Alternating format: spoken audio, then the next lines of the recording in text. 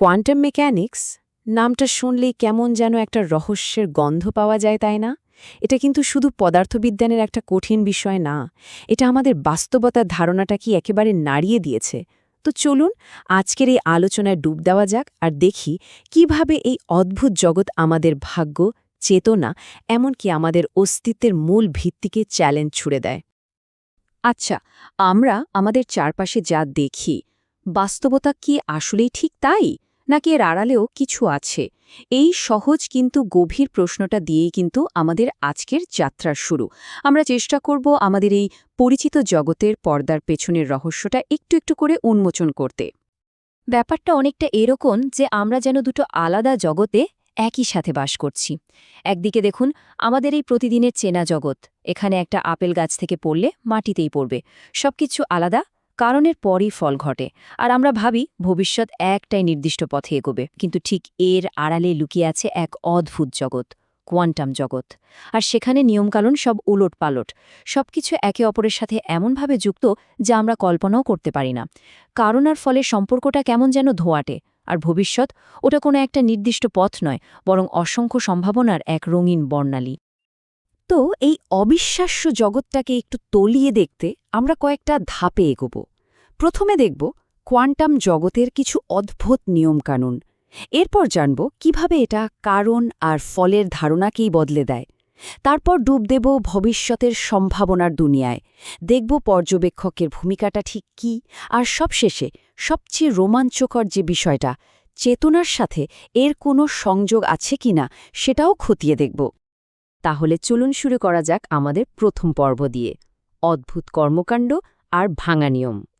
এখানে আমরা কোয়ান্টাম জগতের এমন কিছু নীতির সাথে পরিচিত হব যা আমাদের সাধারণ জ্ঞানের সব দেয়াল ভেঙে গুড়িয়ে দেয়। শুরুতেই আসি সবচেয়ে অদ্ভুত বিষয়টা নিয়ে, কোয়ান্টাম এন্ট্যাঙ্গলমেন্ট। ভাবুন তো, দুটো কণা যেন তারা যমজ ভাইবোন, এদেরকে এমনভাবে জুড়ে দেওয়া হলো যে আপনি যদি ওদেরকে মহাবিশ্বের দুই প্রান্তে নিয়ে যান আর একটার কোনো একটা বৈশিষ্ট্য মাপেন, সঙ্গে সঙ্গে মানে একদম ইনস্ট্যান্টলি অন্যটার অবস্থাও ঠিক তার উল্টোটা হয়ে যাবে। তাদের ভিতরে যত দূরত্বই থাকুক না কেন, এটা আলোর চেয়েও দ্রুত। এতটাই অদ্ভুত যে স্বয়ং আইনস্টাইনও অবাক হয়ে একে বলেছিলেন spooky action at a distance, মানে দূর থেকে ভুতুড়ে কাণ্ড। এর পরের অদ্ভুত নিয়মটার নাম হল কোয়ান্টাম সুপারপোজিশন। ব্যাপারটা বুঝতে একটা সহজ উদাহরণ দিই। ধরুন একটা কয়েনকে আপনি টস করলেন, ওটা যতক্ষণ হাওয়ায় ঘুরছে ততক্ষণ ওটা কি হেডস নাকি টেলস? কোয়ান্টাম মেকানিক্স পড়বে ওটা দুটোই একসাথে। সুপারপোজিশন ঠিক এই জিনিসটাই। একটা কোয়ান্টাম কণা যতক্ষণ না আপনি ওকে মাপছেন বা দেখছেন, ততক্ষণ ওটা তার সম্ভাব্য সব দশাতেই একই সাথে থাকতে পারে। কি অদ্ভুত, তাই না? এই যে আমরা এন্ট্যাঙ্গলমেন্টের কথা বললাম, এটা কিন্তু শুধু কণার মধ্যেই সীমাবদ্ধ নেই, এটা আমাদের কারণ আর ফলের ধারণাকেও একেবারে ওলটপালট করে দেয়।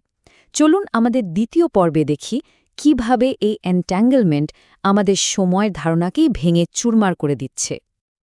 দেখুন, আমরা সবসময় ভাবি যে একটা কারণ থাকবে, তারপর তার একটা ফল হবে। কিন্তু এন্ট্যাঙ্গলমেন্টের ক্ষেত্রে কি হচ্ছে? দুটো কণার মধ্যে যোগাযোগটা হচ্ছে তাৎক্ষণিক, মানে আলোর গতির থেকেও দ্রুত। তাহলে কোনটা কারণ আর কোনটা ফল তা বলবেন কিভাবে? এক প্রান্তে মাপার কারণে কি অন্য প্রান্তের ফল হচ্ছে, নাকি দুটোই একই সাথে ঘটছে?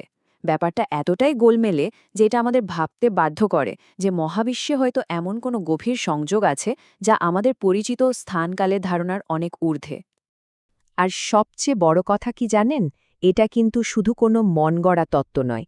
বিজ্ঞানীরা বারবার পরীক্ষা করে বেল ইনইকুয়ালিটি লঙ্ঘন করে এটা প্রমাণ করে দিয়েছেন যে এই অদ্ভুত সংযোগের পেছনে কোনো লুকানো তত্ত্ব বা আমাদের অজানা কোনো নিয়ম কাজ করছে না।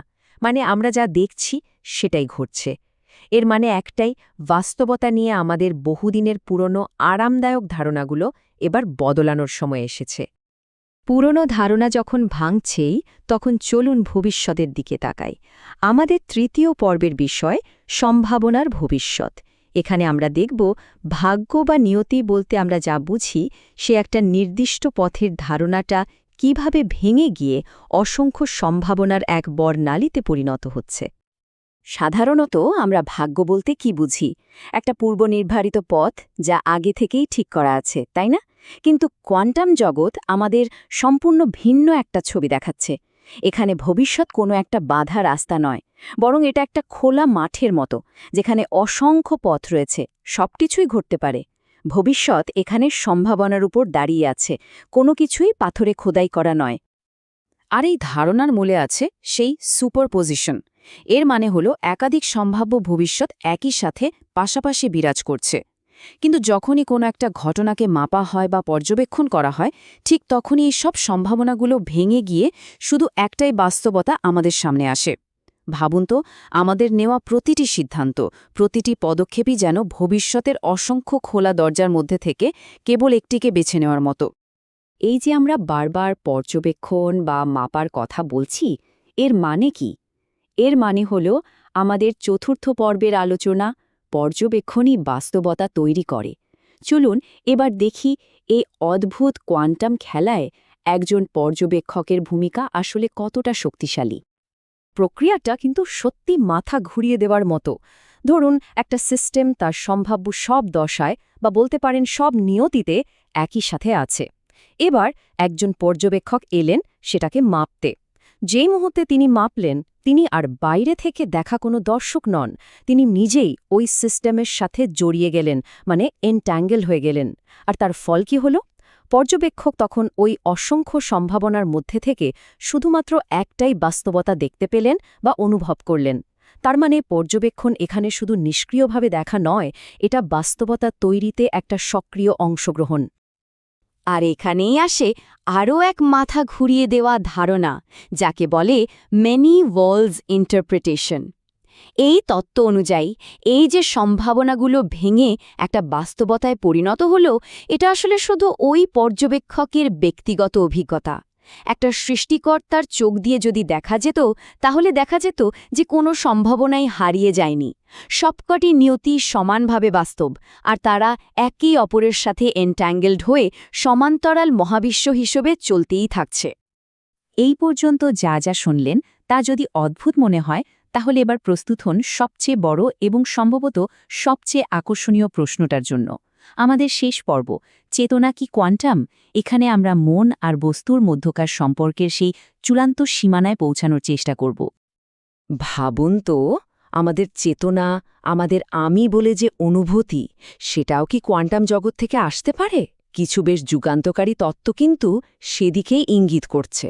যেমন অর্চ-ওয়ার তত্ত্ব বলছে, আমাদের মস্তিষ্কের নিউরনের ভেতরে থাকা অতি ক্ষুদ্র নল বা মাইক্রোটিউবিউলের মধ্যে কোয়ান্টাম কম্পিউটেশন চলে, আর সেখান থেকেই চেতনার জন্ম হয়।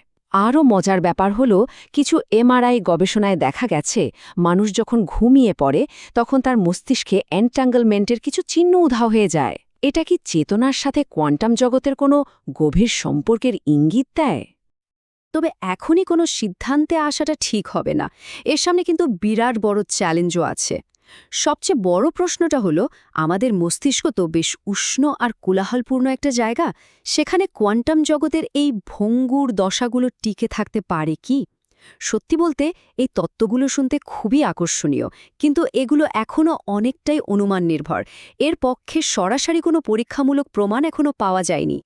তাহলে প্রশ্ন হল, বিজ্ঞানীরা কেন এত মাথা ঘামাচ্ছেন এটা নিয়ে? কারণটা খুবই গুরুত্বপূর্ণ। এই ধারণাগুলো যদি সত্যি হয়, তাহলে বিজ্ঞানের সবচেয়ে বড় রহস্যগুলোর একটার, অর্থাৎ দ্য হার্ট প্রবলেমের সমাধানের একটা পথ খুলে যেতে পারে।